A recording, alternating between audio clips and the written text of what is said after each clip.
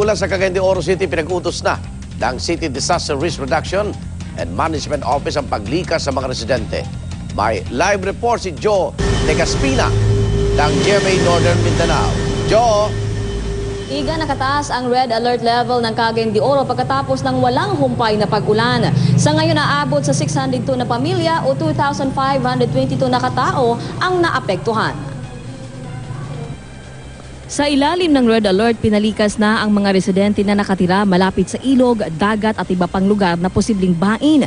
Meron nang nailikas na mahigit kumulang 1,100 na mga pamilya. Sa kabuuan, 13 barangay ang binaha. May natalaring landslide sa 3 barangay sa Carmen, Kamaman-an at Cugman. Samantala, sa bayan ng Hasaan, isang babae na kinilalang si Marites Agwaling, 23 taong gulang ang patuloy na pinaghahanap matapos mahulog ng madulas sa pagtawid sa Sulana River kagabi. Bandang alas 10:30 kagabi naman ay na-rescue ang pamilya Giliardo sa Barangay Bulao. Natrap sila sa kanilang bahay nung tumaas na ang baha sa kanilang lugar. Ang Tactical Operations Team ng Philippine Air Force ang tumulong na makalikas sila.